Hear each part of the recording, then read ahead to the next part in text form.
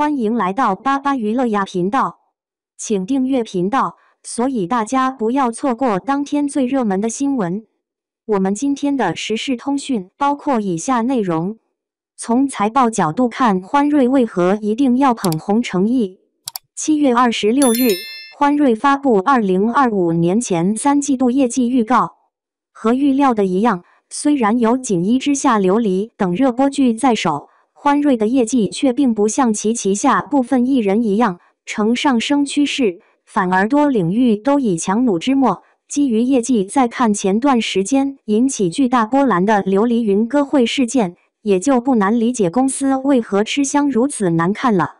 公告显示，欢瑞世纪前3季度归母净利润亏损 1.39 亿元，对比去年同期下降 2552.15%，去年同期盈利 566.85 万元，第3季度归母净利润亏损 1576.04 万元，去年同期亏损 1258.07 万元，亏损幅度扩大。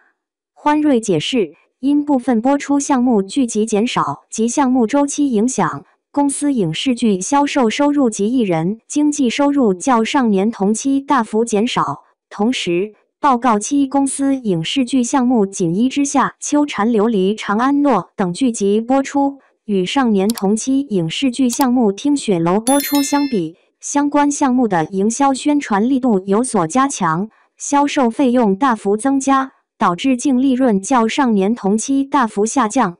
琉璃云歌会事件背后，欢瑞艺人青黄不接。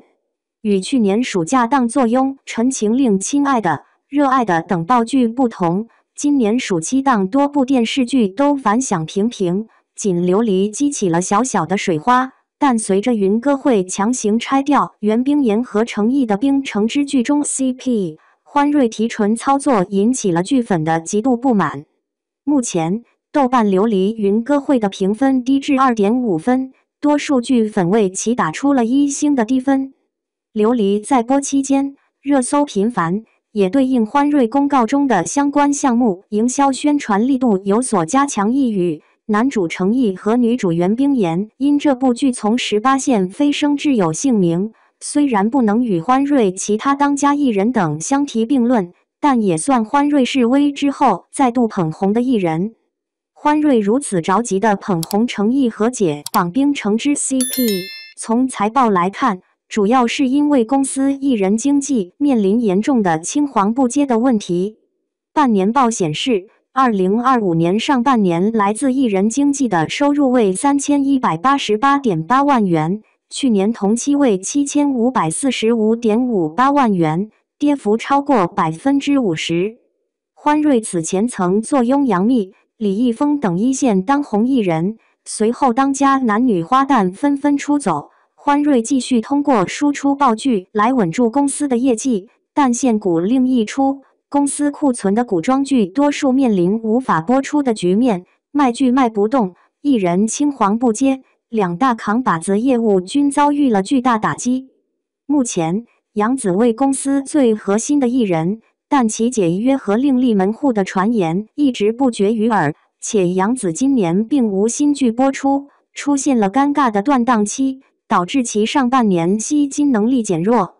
资料显示，2025年上半年主营业务收入前5名中的艺人1的经纪业务贡献1430万元收入，占总营收的 56.42%， 推测为杨紫。去年同期其为欢瑞赚回 3518.7 万元。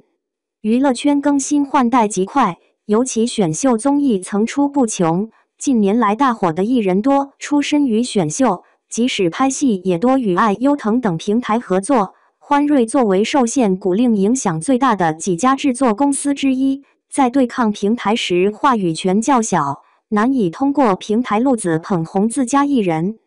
因此，在投入了大量营销小范围捧红程毅之后，欢瑞的资源或许会进一步向程毅倾斜，有姓名还远远不够，欢瑞对程毅的期待只会更高。只有程毅如愿大火，示威的欢瑞才能在一定程度上防止公司在头部艺人离开之后面临青黄不接，艺人经济贡献营收进一步萎缩的局面。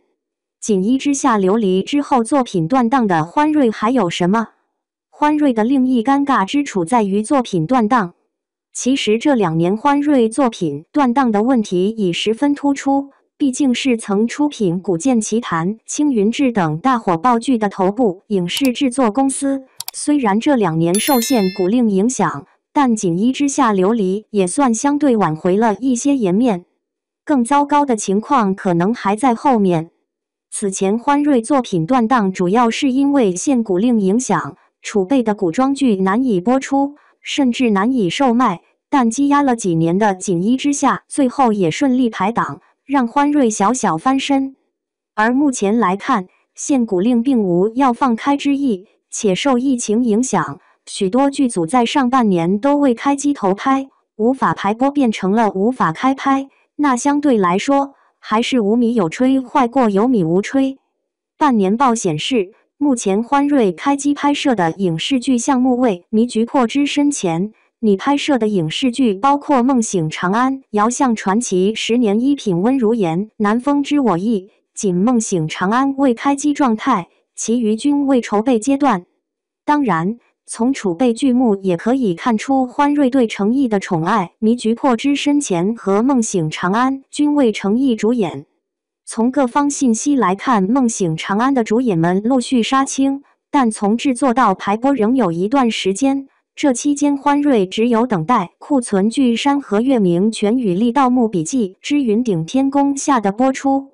播出还是次要，对制作公司来说，卖片才是重中之重。而欢瑞卖片的实力已严重下滑。2025年上半年，唯一挤入主营业务收入前5名的剧集售卖是电视剧《锦衣之下》，为前几年的作品，剩余均为艺人经济贡献，新作品售卖之低迷可见一斑。另外，半年报在解释营收对比去年同期下降 76.8% 时也提到，上半年主要营收为艺人收入，因项目周期无影视剧收入确认。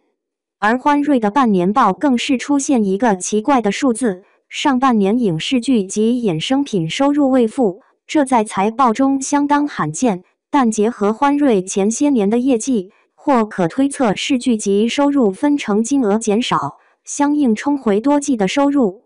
2025年，欢瑞曾因电影及衍生品业务收入未付被问询，彼时公司解释称，主要是因为电影《怦然心动》从发行人应分回的发行收入分成调减所致。欢瑞称，2025年确认的电影发行分成收入是按发行人当年提供的收入分成表来确认的。2025年发行人根据最新的市场情况提供了新的收入分成表，其表上显示的分成金额减少，公司相应的冲回了多季的电影分成收入。如此看来，欢瑞似乎已陷入一个死循环。公司一哥一姐任嘉伦和杨紫几乎不上公司自家作品，而是将精力放在拍外戏之上，欢瑞由此获得艺人经济收入。能扛剧的当家花旦和小生不参与自家项目，导致自家项目号召力受限，售卖价格不佳。加上欢瑞还十分钟情于限制颇多的古装剧，更是限制了作品的售卖和上映。各种压力之下，欢瑞目前的唯一选择就是捧红成毅，捧出另一个扛剧的小生，从而提高自己在剧集售卖上的话语权。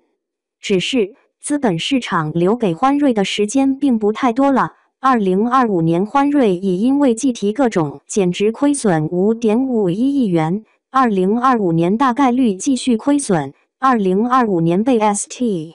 若2025年欢瑞仍未找到一个如《古剑奇谭》一样的爆剧，打一个漂亮的翻身仗，那次年将直面退市。筹备阶段的剧集是否有这样的潜力股呢？靠着一个刚刚有姓名的诚意，欢瑞能挺过这段艰难的空档期吗？